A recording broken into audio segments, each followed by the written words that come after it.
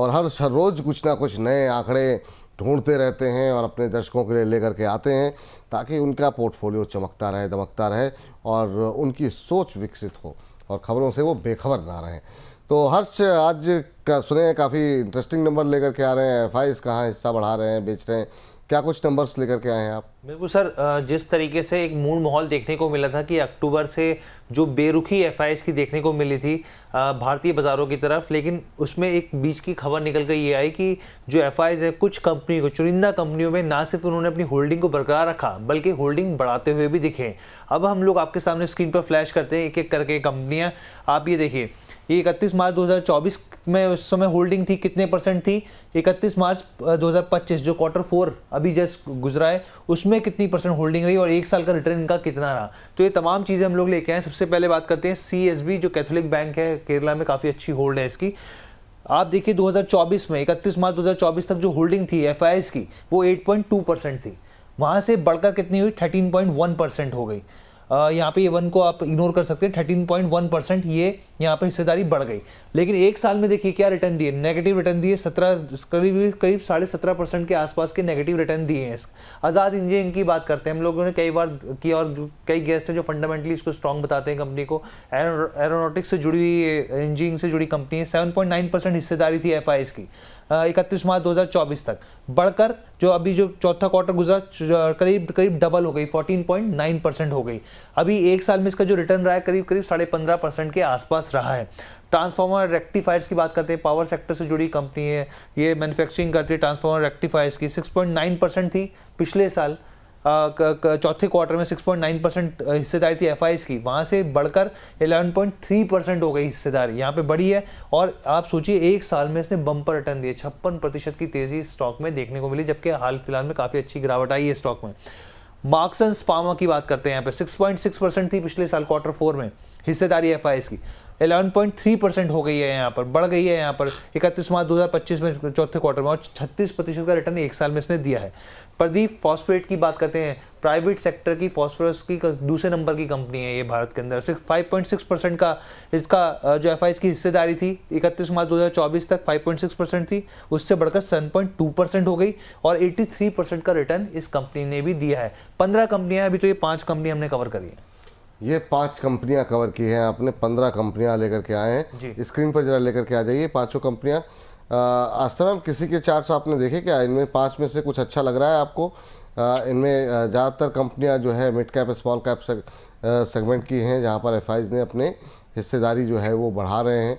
Marksans pharma है, Pradeep phosphate है, आज़ाद engineering हाल की लिस्टिंग है, ट्रांसफार्मर रेक्टिफायर है।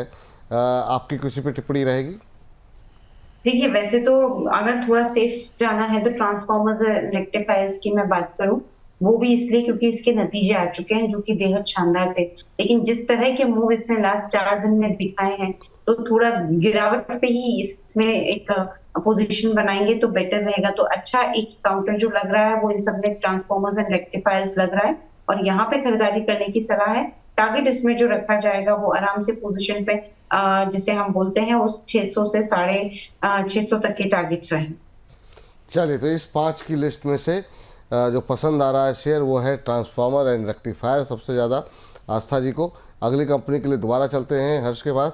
हर्ष, अगली 5 कंपनी बताइए जी। अगली सबसे पहले जो है डिफेंस सेक्टर से जुड़ी है, पारस डिफेंस की बात कर लेते हैं। 31 मार्च 2024 तक 5.1% की हिस्सेदारी थी एफआईज की, महज 1.01% हिस्सेदारी बढ़ाई इन्होंने, 5.2% कर दी है इस एक साल के पूरे, अगर आप टेन्योर में देखें। और एक साल के जो रिटर्न है 52%, 53% के आसपास मान के चलिए, 53% का रिटर्न इस स्टॉक ने दिया है पिछले एक साल में। कल्याण ज्वेलर की बात करते हैं, 5% से आप सोचिए कि बढ़कर एफआईज ने हिस्सेदारी 16.9% कर दी है। एक अच्छा खासा जंप देखने को मिला है। 23.58% एक साल के यहाँ पे रिटर्न रहे हैं।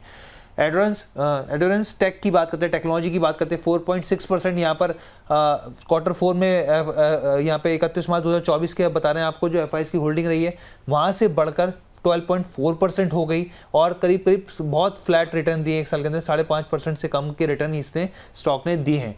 पार्श्वनाथ डेवलपर्स की बात करते हैं, रियल एस्टेट सेक्टर से जुड़ी कंपनी, 4.4% के रिटर्न क्वार्टर 4 में पिछले साल की बात कर रहा हूँ। और यहाँ पर 4.5% महज 0.1% की हिस्सेदारी यहाँ पे बढ़ती हुई दिखी है, लेकिन जो स्टॉक है कंपनी ने 85% के रिटर्न दिए पिछले एक साल के अंदर। थर्मैक्स की बात करते हैं, काफ़ी सेक्टर्स में जुड़ी हुई कंपनी है और 3.6% का इसका एफआईज 31 मार्च 2024 तक 3.6% की हिस्सेदारी थी, वहाँ से एफआईज की बढ़कर 15.9% हो गई, करीब 16% हो गई और माइनस नेगेटिव रिटर्न दिए इसने 31%। तो ये काफ़ी ज़्यादा स्टॉक नीचे गिरा है, लेकिन एफआईज ने हिस्सेदारी से एक साल के अंदर बढ़ाई है। ये अगली 10 मतलब टोटल 10 कंपनियां होंगी। ठीक है, तो पारस डिफेंस में हालांकि मामूली बढ़त रही है, लेकिन साल भर में काफ़ी शानदार रिटर्न दिए हैं पारस डिफेंस में। मैम, कल्याण ज्वेलर्स पे बहुत सवाल आते हैं, आप कैसे देख रही हैं इन 5 नामों में से कुछ अच्छे लग रहे हैं आपको, जहाँ पे आपकी भी रिकमेंडेशन होगी खरीदारी की? पारस डिफेंस अभी भी अच्छा लग रहा है, जिस तरह की तेजी बनी है इस काउंटर में, मुझे लगता है कि ये तेजी और भी जारी रहेगी। अब जो इसमें नेक्स्ट लेवल हमें देखने को मिलेंगे वो 1100 से लेके 1170 के रहेंगे। ठीक, चलिए अब आखिरी के 5 कंपनियां, यानी कि कुल जो है 15 कंपनियां जो है हो जाएंगी।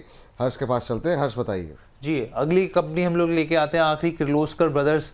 देखिए, और बेसिकली मैन्युफैक्चरिंग और इंजीनियरिंग कंपनी से जुड़ी कंस्ट्रक्शन, बहुत सारी चीज़ें उनके बिजनेस मॉडल्स हैं। 31 मार्च 2024 तक 2% थी एफआईएस की हिस्सेदारी, वहाँ से बढ़कर 6.1% हो गई यहाँ पर चौथे क्वार्टर में, और एक साल के अंदर करीब करीब 40% का इसने रिटर्न दिया है।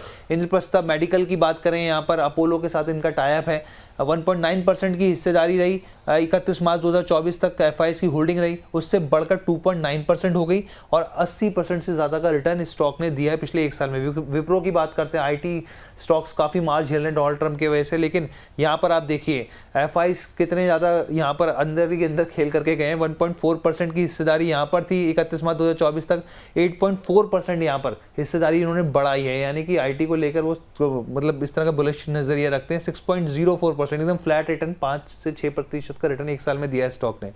गोल्डिम इंटरनेशनल बेसिकली डायमंड और गोल्ड से जुड़े ट्रेडिंग से जुड़ी कंपनी का बिजनेस मॉडल है। 1.3% का रिटर्न, माफ कीजिएगा एफआईएस की होल्डिंग रही 1.3% की 31 मार्च 2024 तक, उससे महज 0.1% हिस्सेदारी इन्होंने बढ़ाई है स्टॉक के अंदर और डबल हो चुका है ये स्टॉक, निवेशकों का पैसा डबल किया है पिछले एक साल के अंदर। JSW होल्डिंग जो मेन पेरेंट कंपनी है, यहाँ पर 1.2% की हिस्सेदारी एफआईएस की रही 31 मार्च 2024 तक, उससे बढ़कर 22% की हिस्सेदारी हुई, 22.6% की हिस्सेदारी एफआईएस की रही और 255% का रिटर्न एक साल में दिया। पीछे हमने देखा बहुत बम्पर रिटर्न देता हुआ ये स्टॉक दिखा है। चलिए, तो ये रहा है यहाँ पर निकल के आती है। मैम, ये 5 कंपनियाँ जिसमें आईटी दिग्गज विप्रो भी शामिल है, JSW होल्डिंग भी शामिल है, आप क्या टिप्पणी करना चाहेंगे इन 5 शेयरों पे? जी बिल्कुल, देखिए इनमें जो शेयर्स अभी भी थोड़े अच्छे लग रहे हैं, उसमें एक मुझे जो पसंद आ रहा है वो एक तो इंद्रप्रस्थ मेडिकल है।